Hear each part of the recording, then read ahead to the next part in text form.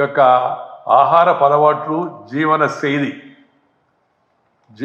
అంటే మనం బతికే విధానం, ఆహారపు అలవాట్లు, దానివల్ల ఎక్కువ జబ్బులు వస్తున్నాయనేది అన్ని రకాల అధ్యయనాలు ప్రపంచం అంతా చెప్తూ ఉంది.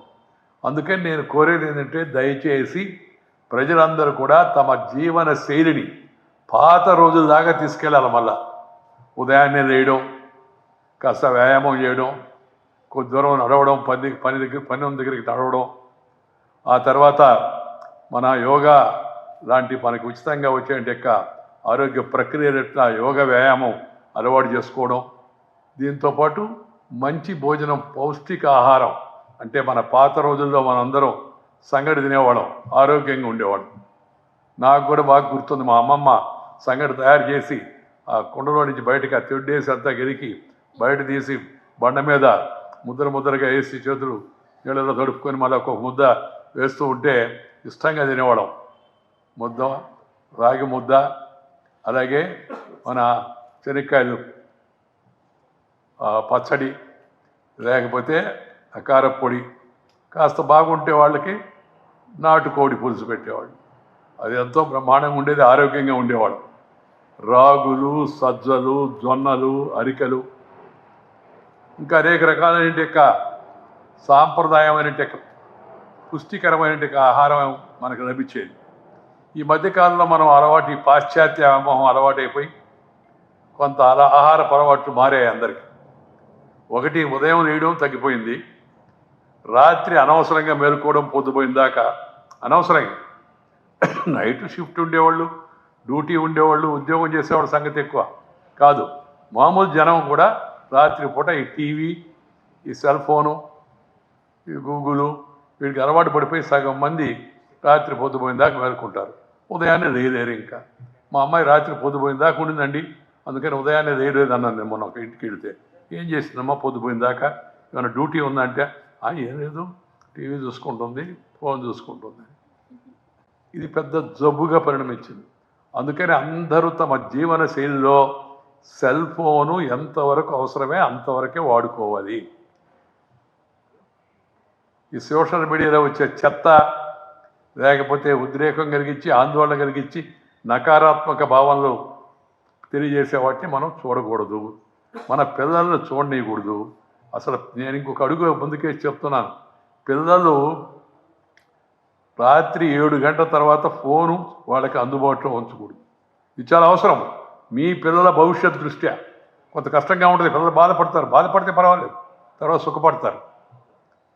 ఇప్పుడు కానీ మనం మొహమాటానికి పోయి అటు చేసామంటే వాళ్ళు అసలు సొంత ఆలోచన కూడా మర్చిపోయారు. ఈ ఫోను, గూగుల్ రావడంతో అందరూ గూగుల్, నేను మొన్న ఎక్కడో నవ్వుతూ చెప్పాను, ఈ గూగుల్ అలవాటు ఎక్కువైపోయి, ఏమయ్యా ఇక్కడి నుంచి మనం జూబ్లీహిల్స్ నుంచి బోరబండ ఎంత దూరం అనుకో, దానికి దూరం అందరికి పరిచయం గూగుల్ చూస్తాడు, అంతవరకు అర్థమవుతుంది. మీ నాన్న పేరేంటి, గూగుల్. కొద్ది రోజులు పోతే పెళ్ళైన పిల్లలు మీ ఆవిడ పేరుంది అంటే గూగుల్లో చూడరాడు. ఎందుకంటే సొంతంగా ఆలోచించే తత్వమే పోతా ఉంది ఇది ఏమాత్రం మంచిది కాదు. సొంత ఆలోచన కలిగే విధంగా కొంత మనసుని దాని మీద దృష్టి పెట్టే విధంగా చేయాలి. దానికి ముందు సెల్ ఫోను వాడకం తగ్గించాలి. సెల్ ఫోన్ ఎక్కువ వాడితే హెల్ ఫోన్ అవుతుంది. HELL అంటే నరకం. ఆ విధంగా తయారై ఆరోగ్యాలు చెడగొట్టుకుంటున్నారు. అందుకని ఫోను వాడకాన్ని నియంత్రించాలి. ఆస్ట్రేలియాలో నిన్న చెప్పినట్టున్నారు, స్కూళ్ళలో ఫోన్ లేదు అని. మన దేశంలో కొన్ని దగ్గర టీచర్లకు ఫోన్ లేదు, పాఠం చెప్పే టీచర్కి ఆ టైంలో ఫోన్ ఎందుకు?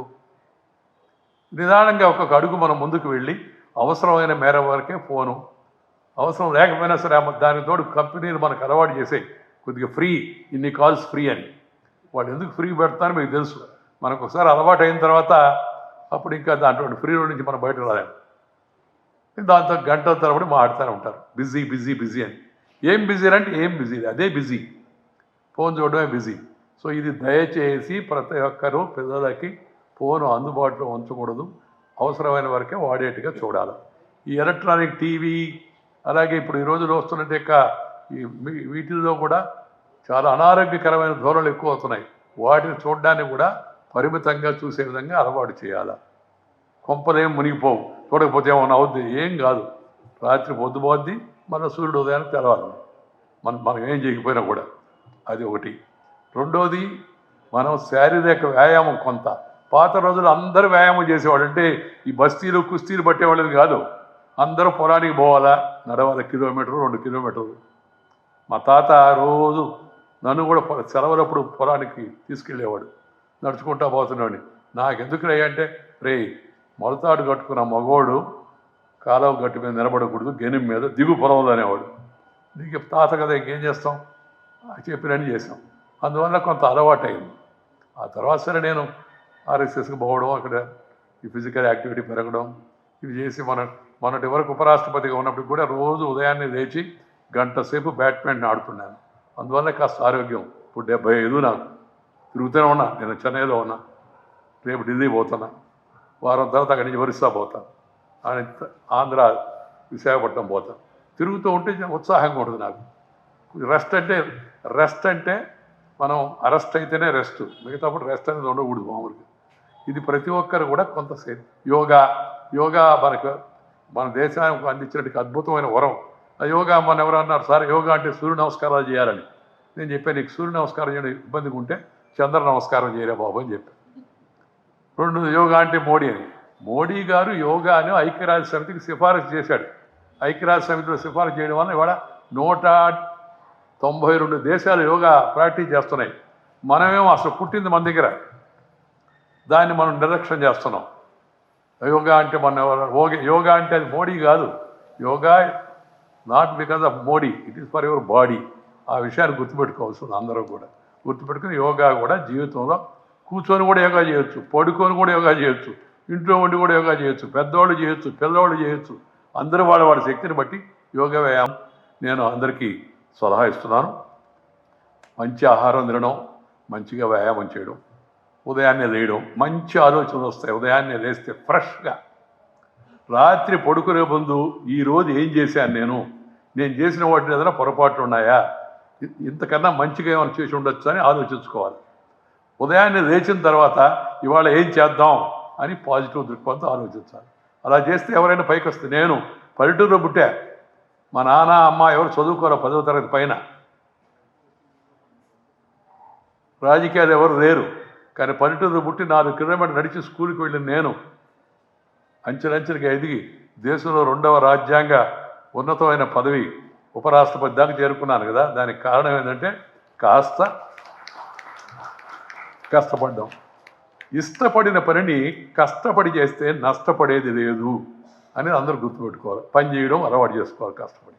రెండవది మంచి ఆలోచనలు, సత్సంకల్పం అని చెప్పేవాళ్ళు పెద్దవాళ్ళు. సానుకూల దృక్పథం రావాలంటే ఉదయాన్నే లేచి, నేను రాత్రి 9 గంటలకు పడుకుంటా, ఏం కాదు. చూశాను నేను ఉపరాష్ట్రపతిగా ఉన్నప్పుడు, మంచిగా నిద్రపోయేవాడిని. దేశానికి ఏం అయ్యేది కాదు. మళ్ళీ ఉదయాన్నే లేస్తే మామూలుగా ఉండేది. అందువల్ల కొంపలేం మునగో. దయచేసి అందరూ 9 గంటకంతా పని పూర్తి చేసి పడకకు వెళ్ళండి. నైట్ డ్యూటీలో ఉండే డాక్టర్లు, నర్సులు అలాంటి వాళ్ళు తప్పితే మిగతా వాళ్ళు. రెండవది ఉదయాన్నే సూర్యోదయానికన్నా ముందు లేయాలి. సూర్యోదయానికంతా ముందు లేయడం, సూర్యోదయానికి ముందు లేయడం, సూర్యాస్తమయంతో పనులు పూర్తి చేసుకోవడం. ఇది జీవితంలో అలవాటైతే పై స్థాయికి వెళ్ళేటికి అవకాశం ఉంటుంది. దీన్ని అందరూ గుర్తుపెట్టి, ఈ విషయానికి ముందు ప్రజల్లో చైతన్యం, అవగాహన, ఆహారపు అలవాట్ల మీద, జీవన శైలి మీద మార్గదర్శనం చేయాలా, ఇది నా సూచన. అలాగే ఉపాధ్యాయులు కూడా అదే పని చేయాలా, తల్లిదండ్రులు కూడా అదే పని చేయాలా. అందరూ చేస్తే కొంత సమాజంలో మార్పు వస్తుంది. దాంతోపాటు చెడు అలవాట్లు అయితే తొందరగా ఆరోగ్యం చెడిపోద్ది. అందుకని చెడు అలవాటుకి పిల్లలు దూరంగా ఉండేట్టుగా చూడాల్సిన అవసరం ఎంతో ఉంది.